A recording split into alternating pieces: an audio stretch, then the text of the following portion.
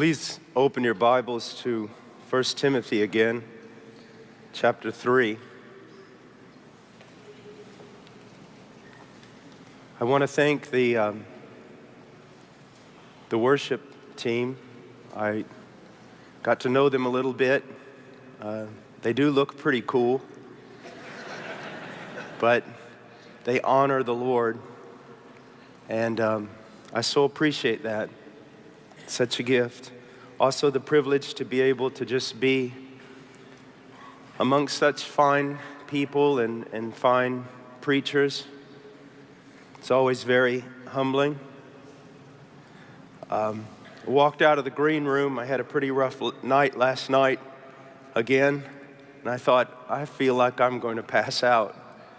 And I walked through the back, and Vodi Bakum sitting in a chair, bent over, with a big ice pack on his eye, and I thought, man, we're getting old. We are really getting old. Someone asked me how I felt, and I said, well, imagine 5 days in a stagnant swamp wrestling with Vodi Bakum. That's how I have felt.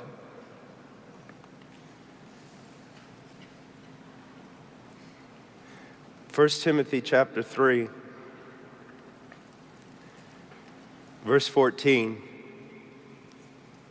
I am writing these things to you, hoping to come to you before long, but in case I am delayed, I write so that you will know how one ought to conduct himself in the household of God, which is the church of the living God, the pillar and support of the truth. By common confession, great is the mystery of godliness. He who was revealed in the flesh was vindicated in the Spirit, seen by angels, proclaimed among the nations, believed on in the world, taken up in glory. But the Spirit explicitly says that in latter times some will fall away from the faith, paying attention to deceitful spirits and doctrines of demons, by means of the hypocrisy of liars, seared in their own conscience as with a branding iron, men who forbid marriage and advocate abstaining from foods which God has created to be gratefully shared in by those who believe and know the truth. For everything created by God is good, and nothing is to be rejected if it is received with gratitude, for it is sanctified by means of the word of God and prayer. In pointing out these things to the brethren, you will be a good servant of Christ Jesus, constantly nourished on the words of faith and of the sound doctrine which you have been following. Let's go to the Lord in prayer. Father, thank you.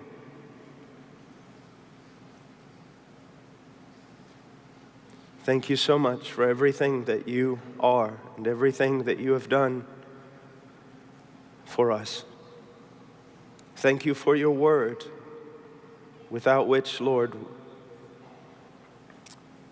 we would not have much of an anchor. Lord, please help us to understand this text and to apply it to our lives for your glory and our good, the good of your church. In Jesus' name, amen. I want to just summarize what was said in my last sermon, verses 14 and 15. First of all, again, I want to plead, especially with the young believers here, that you must become a vital member of a local church. You must. It is not an option in Scripture. You will never be in the center of God's will unless you put yourself in a local church with biblical elders who are seeking to follow sola scriptura, who are simple men simply seeking to obey God in what is written.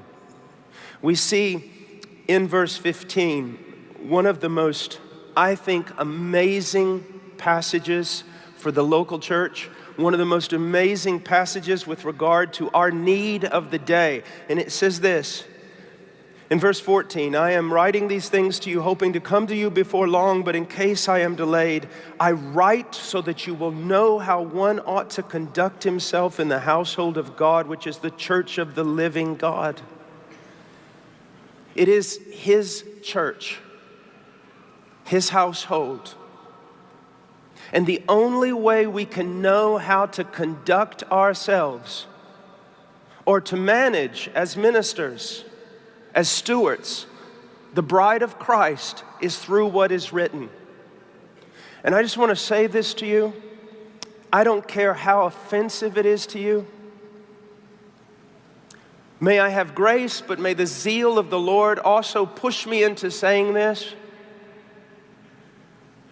If you go beyond what is written and follow your own cleverness, I can only say to you that your arrogance is overwhelming, and I fear for your soul.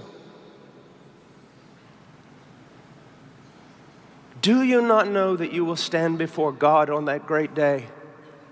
Do you not realize that in all of us something will burn, and only that which is according to what is written will last? On that day, zeal will not matter. The amount of effort you put forth, you just put forth effort into your own arrogance unless you are submitting as a minister of Christ to what is written.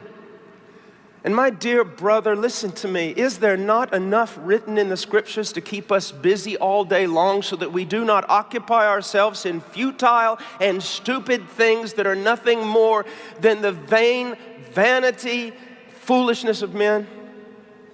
God never asked for your cleverness. He never wanted your inventions. You are a steward, and as a steward, you are called upon to do simply this: obey the directions that have been left to you, not through some ecstatic vision, but through what is written. Not through some wild prompting in your heart, but through what is written. That's what this text is about. Now, having gone through that, we come to verse 16. By common confession, great is the mystery of godliness. ESV has it, great indeed, we confess, is the mystery of godliness. The New English Translation, we all agree. That body of genuine Christians throughout history confess this, that there is a mystery, and that mystery is great above all other mysteries. It is the one thing that captivates the heart of a man and will not let him go. Now, what is a mystery? As Dr. D.A. Carson set forth the other day, a mystery is a truth that was previously hidden but has now been revealed.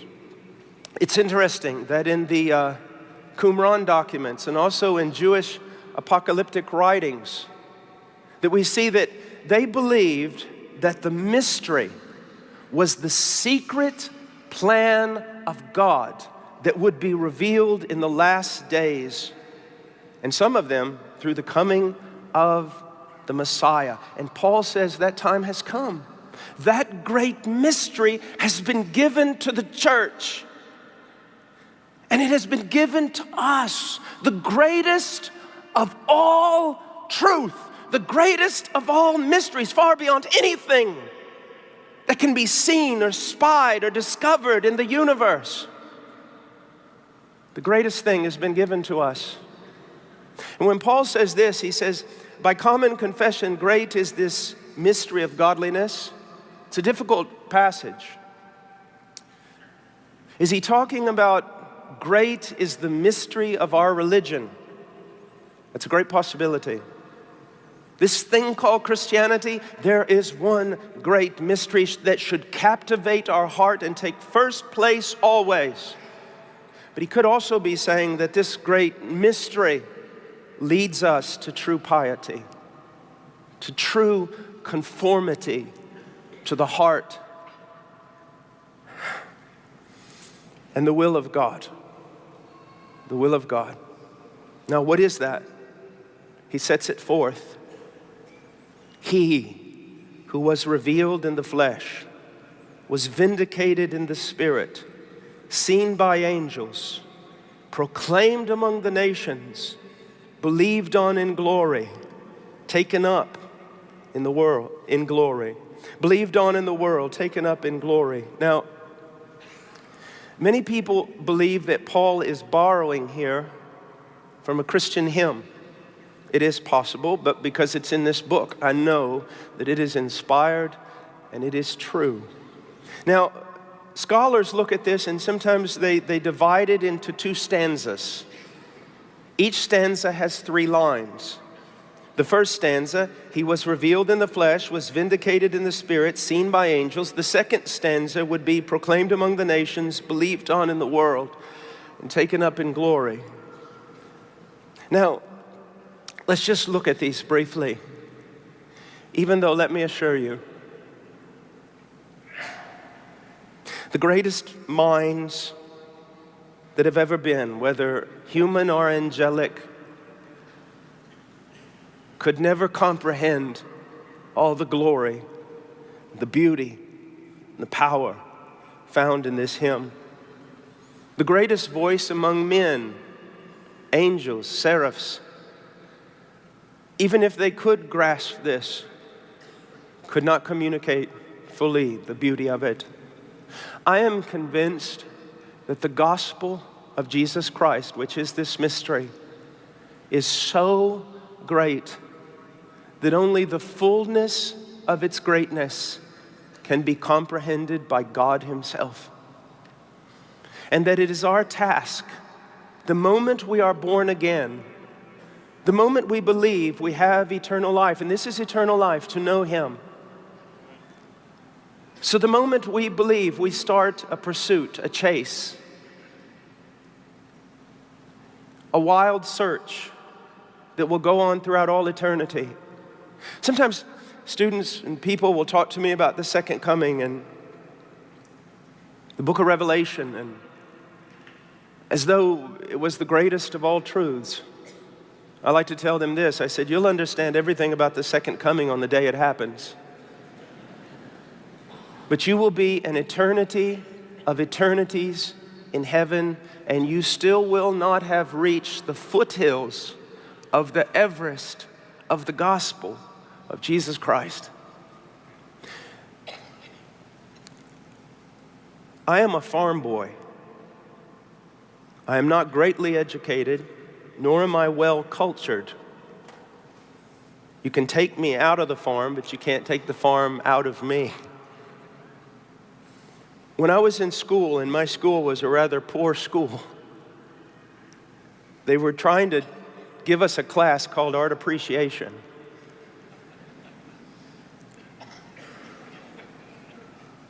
And what our professor told us was, you have to develop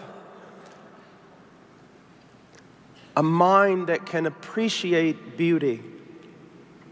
And later on, at times, after I left our cattle ranch, and I learned that there were other things other than meat, my wife would make me eat all sorts of strange things. And she said, you have to develop a palate to appreciate finer things. I believe that we are born again quite uncultured. And I believe that it is the task of the preacher to cultivate the mind of the flock and to give them a palate so that they learn to reject the slop, the common, and they learn to appreciate what is truly beauty. That they learn to taste and see that the Lord is good. And that is the purpose of the preacher, in that he spends long hours every day locked in a room alone with God and the Word, that he may pull forth at least something of the great infinite truth locked in this book about God, and teach the people so that the people can appreciate appreciate that which is true. And that's why I'm so burdened for what calls itself Christianity in America, because many of the pastors are entertaining people with fodder, with the carnal, and in some cases even with the demonic. Here, in these words, is life, beauty, the manifestation of the glory of God, He who was revealed in the flesh. You see, you can't understand how powerful this phrase is unless you understand who He was prior to His incarnation and what it meant for the Son of God to take upon Himself a body in the likeness of human flesh and then to wade through this world for the sake of His bride. I was preaching last week in California, and I had to preach on Ephesians 2:1. We were dead in our trespasses and sins. And the only way I could communicate what that text is really saying is this. Imagine yourself as a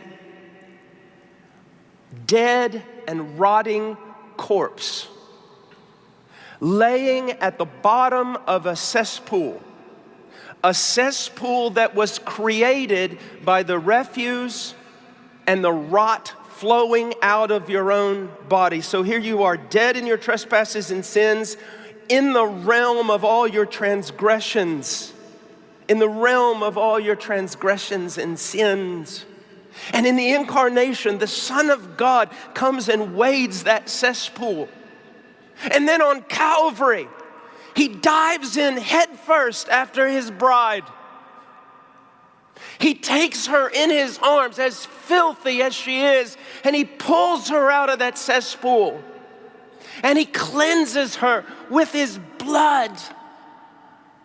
And He puts His mouth on her mouth and breathes life into her. You see, there is enough power in just this to propel a regenerated heart throughout into an eternity of piety. He was vindicated in the Spirit. What does that mean? Well, in a sense, during His ministry, He was vindicated in the Spirit, in that the Spirit was with Him, doing marvelous works no man has ever done, vindicating Him. The works that I do, He says. If you don't believe me, look at the works. But primarily the idea here is the resurrection. And we see that, don't we? Listen to Romans 1:4. He was declared the Son of God with power by the resurrection from the dead. It doesn't mean He became the Son of God, but He was declared to be. He was proven to be. If you're waiting for God to open up the sky to speak to you with regard to the validity of Christ and His death, then you'll wait in vain. God's already spoken. He raised Him from the dead. And that's the only evidence He's ever going to give you. And it is enough. Romans 4:25, He was raised because of our justification. Now, many people will look at this and they get kind of confused and they say, well, the death is the important thing, but here it skips that. No, it doesn't. You see, you're not raised from the dead unless you're actually dead. And then the word vindication is so very, very important. You see, the raising of Christ from the dead by the Spirit of God is the great evidence that His death had meaning. And what was that meaning? It all comes down to this. Every time I present the gospel, I begin with this. The greatest problem in all the world is if God is just, He cannot forgive you. That is the great dilemma of Scripture. All of Scripture is geared toward answering this one question. If God is just, how can He forgive wicked men and still be just? And the answer is found in the death of His Son on Calvary, where He bore the sin of His people. He bore His bride's sin. And then all the wrath of God against her was poured out on Him. And through His suffering and death, the offended justice of God was satisfied and wrath was appeased. If that's not in your gospel, you don't preach the gospel. You do not preach the gospel. He was seen by angels. What is the meaning of that? Well, we know that angels were there at his birth. We know that angels comforted him during Gethsemane. We know he could have called legions of angels to come down and help him. We know that angels announced his resurrection, but I think this goes much farther than this. It's talking about the universal or cosmic significance of Christ's work. What stupid men ignore and cannot appreciate, the highest created beings in the universe stretch forth their neck to constantly gaze upon. This to them is the wonder of wonders. Then he goes to the next stanza, proclaimed among the nations. It's the gospel's global proclamation. You know, Paul, even in Paul's time, he told Festus, this wasn't done in a corner. And then he goes on and he says this, believed on in the world. The power of the gospel to advance God's redemptive plan of the ages. God is not losing. You see, you've got to be very, very careful that you do not judge everything from the microcosm in which you live. If I go to almost every country in the world, Christianity is a minority. But if you add up all the people who know Christ, scattered throughout all the world, I can assure you that Christ's enterprise is the biggest thing on this planet. I am not discouraged. He rolls on and rolls on triumphantly. He does. And this gospel is powerful. I know, brethren, I know that if I shed all of Saul's armor and I stand before the world or a tribe or the Bedouins in the Middle East, and I have nothing in my hand except the proclamation of the gospel of Jesus Christ, I know if I preach long enough, someone's coming out of there converted.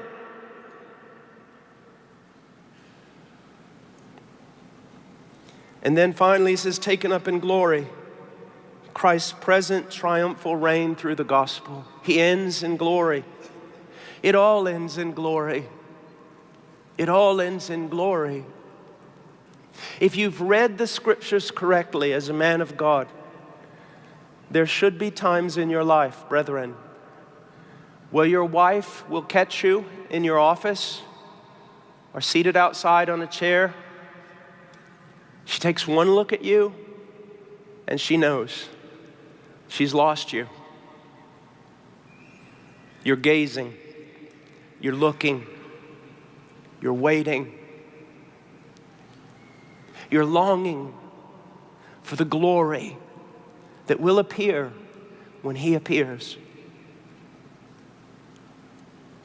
Sometimes you cannot preach too much on heaven. You can preach about heaven wrongly. But brothers, you need to have constantly before you, this is not a losing venture. This is a glorious cause. The greatest thing that has ever been done. And we're a part of it. And it's wonderful. And it's all rolled up in the gospel of Jesus Christ.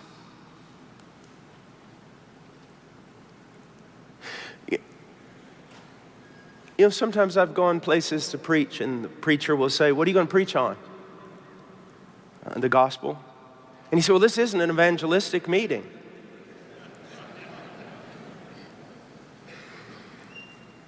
I've even had people say, well, we know that. Really?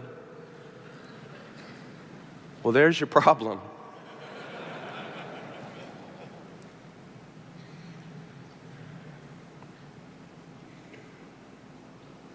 Let's go on to verse 1 of chapter 4. But the Spirit explicitly says that in latter times some will fall away from the faith, paying attention to deceitful spirits and doctrines of demons. Now, what is going on here? First of all, Paul says the Spirit explicitly says, you and I can be guided by the Spirit, we can be prompted, but you and I, this type of language does not belong to us. But as an apostle, Paul could say this. The Spirit was explicitly saying, retos means expressly, or very specifically the Spirit was saying. Also the word saying, lego, is in present tense. The idea is that the Spirit was warning Paul over and over and over and over. About what? That in the latter times, something horrible was going to happen. Now, when did the latter times begin? They did not begin with some revival in the 50s. The latter times began with the coming, the death, the resurrection, the ascension and exaltation of the Messiah. And how long will these latter days last? Until he returns. So throughout the entire age of the church, if we could say it that way, there is a constant and continuous danger of apostasy. Now, what is apostasy? Aphistemi means to remove oneself, to depart, to desert, to revolt. Now, in the context of Christianity, it is to depart from the faith or to stand, now listen to this, to stand aloof from the primary or central doctrines of the faith. Now, in this context, it is specifically directed toward our relationship with the gospel of Jesus Christ. Remember, chapter 4 wasn't chapter 4 when Paul wrote it. It just simply followed his presentation in verse 16 of the gospel. It is falling away from the gospel of Jesus Christ. Now, before we go on to talk about true apostasy, I want to be very careful here, because when we can be in error about some things and without having committed apostasy. And yet at the same time, knowing my own heart, something about the human heart, from the reading of the scriptures, I do know that there can be types and kinds and degrees of apostasy in our hearts. There can be a doctrinal apostasy. You know, we talk about the Great Reformation, and brothers, I study the Reformers and everything, but be very, very careful. The Reformers didn't see themselves as reformed. They just wanted to be biblical. And I would really appreciate it if we would use the term biblical to define ourselves rather than just using the word reformed. I honestly did not mean to do that. Whatever happened to the word biblical? I just want to be biblical. You see? Now, so you can depart from doctrine, but there's ethical departures also, and we seem to forget that. Especially the young Reformed movement and all these characters. It's like they think that having come to understand sovereign grace, they can now live a life of basic antinomianism or flaunting all their liberties and care not whether they offend another brother. They're little boys playing marbles with diamonds is what they are. Then there can be a devotional apostasy. There really can. Sometimes I have to ask myself, Paul, how much time do you spend worshiping, praying just for communion's sake, to delight in the Lord? And then there can be a practical apostasy. I was with a group of men and it was a meeting, it was several meetings, and it was all about the Reformation. And finally, I just felt like out of love, I needed to speak. And I said, you men are not Reformed. How dare you say that? I said, well, because it's true, you're not Reformed. You have one doctrine of the Reformation. You all have come to believe in the sovereignty of God and salvation. Congratulations. I applaud that, but that is not what the Reformation was about. The Reformation was about knowing the Scriptures and conforming every aspect of our life to the Scriptures. Do you see that? So there can be a practical one. Or I may go into your church, and before I preach, I walk into the library, and I see all kinds of books. I see the old guys who are really good. I see Flavel, I see Edwards, I see Calvin, I see all the newer guys, I see Sproul and MacArthur and everything else. And yet when I go in your church, nothing that is in those books is actually being practiced. The gospel presentation, well, I would think you were just run-of-the-mill evangelical, especially when you give the call to men to be saved. And so you can see, you can have it all in your head, but if it doesn't work itself out in the practical, it really doesn't matter that much. Now, he says, what will be the origin of this apostasy? He says, deceitful spirits, planos. The word actually at the beginning came to mean a wanderer or a vagabond, really. And then from that, it came to mean something of a deceiver or a seducer or an imposter. Someone who kind of walked around from town to town, posing to be something he's not, deceiving people, lying to people. Paul may have been using this with regard to all those traveling teachers that were causing him so much trouble. Now, he says, doctrines of demons. This is doctrines of the devil's agents, because the devil's never referred to as a demon, but they are agents of the devil. And we know all about this, don't we? Look at 1 Peter 5:8. Be sober, be of sober spirit, be on the alert. Your adversary, the devil, prowls around like a roaring lion, seeking someone to devour. Now, I've heard people say, he's a roaring lion.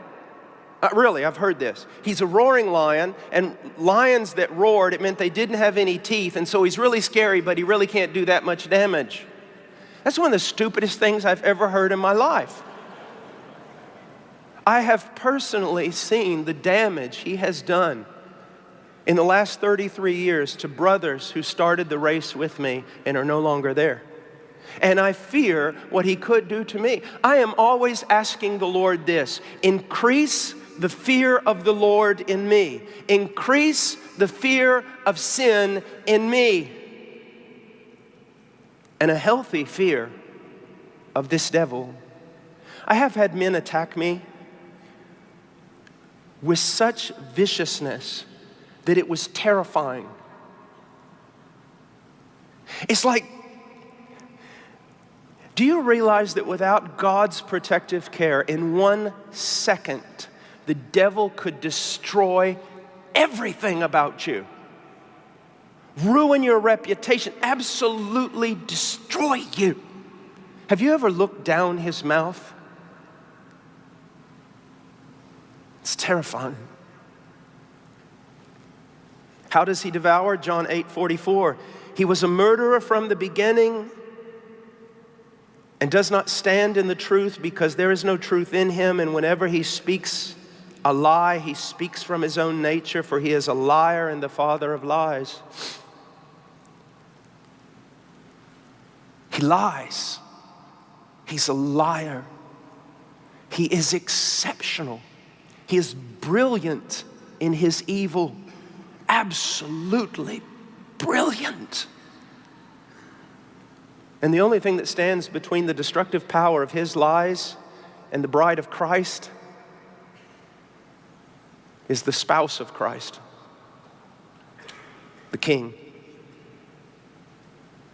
That's why you don't never want to run very far from him. Now, the means or instruments of apostasy. Look at verse 2. By means of the hypocrisy of liars, seared in their own conscience as with a branding iron. You need to understand something.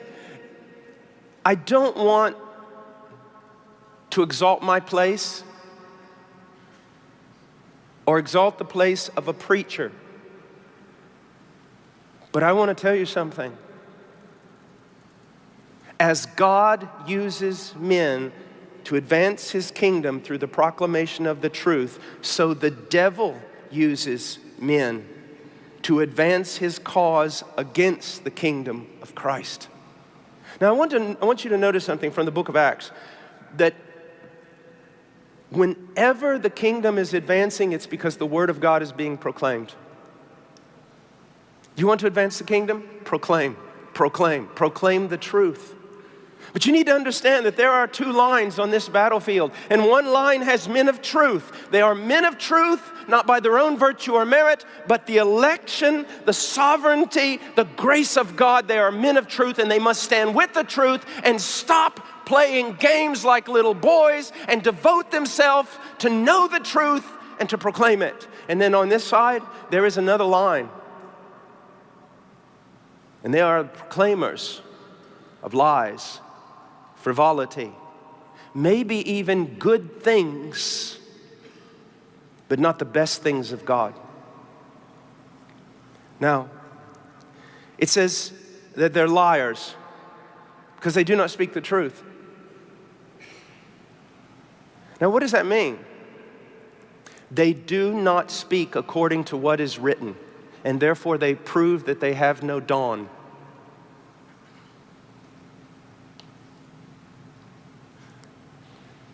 Young man, when you get up in the pulpit, no one needs to hear from your heart. They need to hear from God's word. If you go on the mission field, let me share with you something. Someone called me years ago and said, I want to come to the mission field. And I said, why? I just want to give my life away. I said, young man, no one here in Peru needs your life. They need the word of God proclaimed to them. Liars. They are liars because they do not speak according to what is written. They are hypocritical because they pretend to have a spirituality that is from God, but in actuality, at best, their spirituality is carnal or natural, and at worst, it's demonic. Now, again, how do you know if one's spirituality is from God? Because it conforms to what is written. It conforms to what is written. Then it says, seared in their own conscience, as with a branding iron. I believe this can manifest itself in two different ways. First of all, they know they're lying. They know they're lying. But their conscience is so seared that they no longer believe in God or they no longer fear Him. Now, this idea of a conscience seared with a branding iron. When I was on our farm, when I was a little boy, we used to dehorn cattle by taking these big cutters and just cutting off the horn. And it was dangerous for the cattle because blood would spurt and then there was chance of infection and everything else. And it hurt. But later on, what we did is new technology. When a calf was born, we'd bring it in after a certain amount of months, and we had this iron, electric iron with a hole in it, and you would lay it on the nub of that horn, and you would go down, and it would hurt at first. And then all of a sudden, the animal would get still. Because what are you doing? You're burning that horn off, but you're also burning every one of those nerves so they no longer feel anything. That's what it means. Now, they know they're lying, but there's another way, I think. They actually believe they're doing the right thing. Well, how did they get to this point?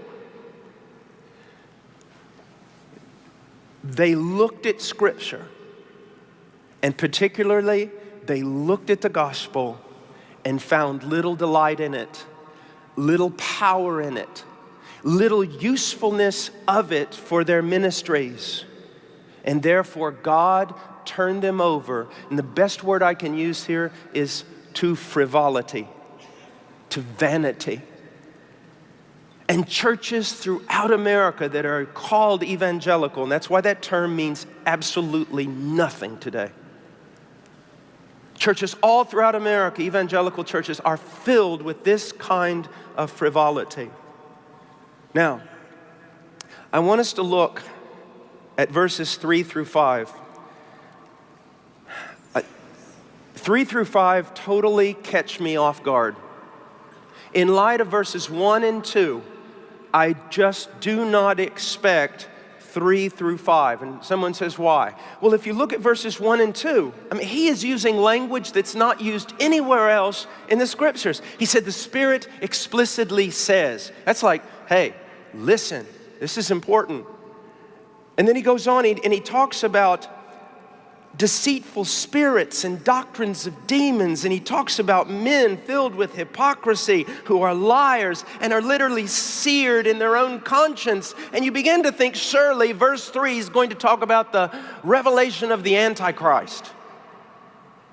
Something big is coming in verse 3. But what do we get? Men who forbid marriage and advocate abstaining from foods. And then we look at that, especially as Americans, and go, well, we have no fear of apostasy.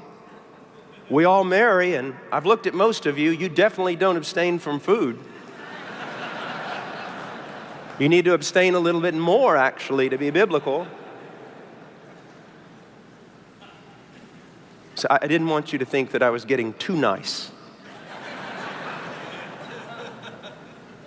So what does this have to do? How do you put these two things together? They don't make sense. But if you sit there long enough and look at it, you see, wow, I am so in danger of apostasy.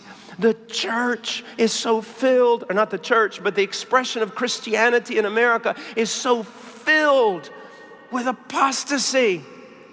What is this saying? What does it really, really mean? What he's saying is this. Anytime you put anything in front of the gospel of Jesus Christ, anytime you place something higher, you give more emphasis to something other than the gospel of Jesus Christ, you are committing apostasy. At least to some degree, to some kind. Let me give you an example. There are churches that can set above the gospel a certain type of morality or legalism. They're all about rules. Then I homeschool, and I love homeschoolers and homeschool movements, but sometimes I've gone in to do conferences, and honestly, it looks more like a Pride and Prejudice movie than it does Christianity. It's all about the way you dress, and it's all about the way you talk, and it's all about doing calligraphy, and it's all what? No. I had a pastor who called me one time, and he said, I want you to come preach in my church because I think we got a lot of lost people in the membership. And I said, well, maybe I ought to preach to you if you've got a lot of lost people in the membership. And I said, what do you mean? He said, man, my church has got a lot of homeschoolers. And I go, brother, I homeschool. You homeschool. So what are you saying? He goes, I got people in my church that if you ask them to stand up and give their testimony, they'll say, 5 years ago, I found homeschooling. What's happening there? The gospel is being put down and something else is being given importance. What do you talk about most? Preacher, what do you preach about most? I've been accused sometimes of only having one sermon. All I ever do is go to Romans 3 and teach on propitiation. I said, yeah, and I've read hundreds, maybe thousands of Spurgeon's sermons, and if he took some obscure text anywhere in the Bible, he made it back to propitiation. As a matter of fact, in my study of all the great preachers down through the centuries, their great emphasis was the gospel of Jesus Christ, the blood that was shed. They couldn't get away from it because it captivated them. So if they talked about marriage, they talked about the cross.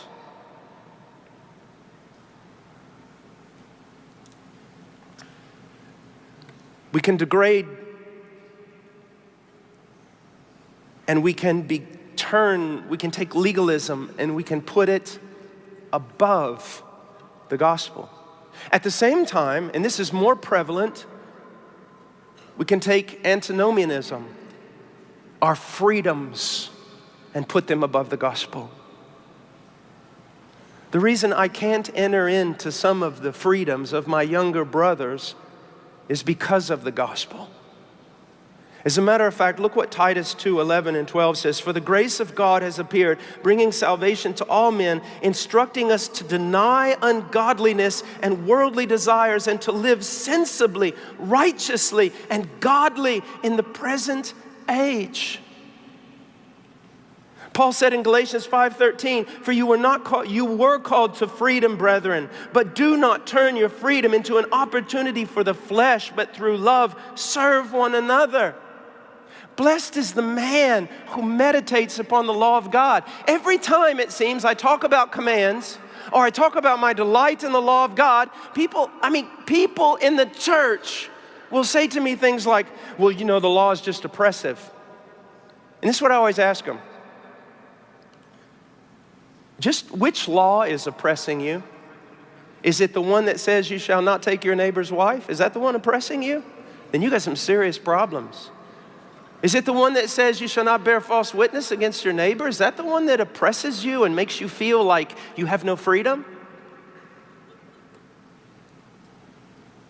No, we are not saved by the law, our ability to keep commands. No.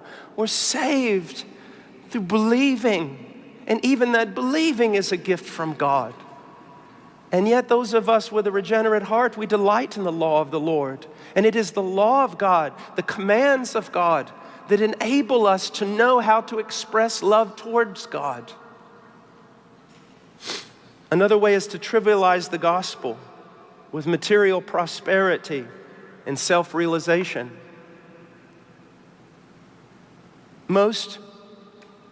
A lot of pastors today call themselves life coaches. I applaud that. I want them to stop using the word pastor because they're not. It's like when someone told me a while back, aren't you kind of angry that all these churches are taking Baptist off their signs and stuff? And I said, no, I'm glad they're not Baptist.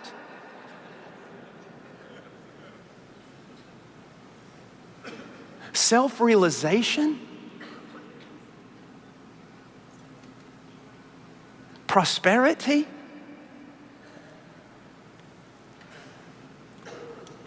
Brothers, I literally have to restrain myself when I hear somebody say Jehovah Jireh, the Lord will provide, and then point to their Mercedes. The Lord will provide what? A ram, an offering, a sacrifice. On that mount He has provided Christ. Another way in which the gospel, we're having this flip-flop and this apostasy, is we deny the gospel by diminishing the uniqueness of Christ. Brothers, that is going to be the battle of our lives as we grow older. You are going to see, it's already happening, you're going to see it. You're going to see maybe even the great majority of evangelicals are going to deny the uniqueness of Christ. They're going to say, Christ is my Savior. But they're not going to say He is the Savior. They're going to say things like, who am I to judge? I can't judge others and what others believe. No, but for me, Jesus is my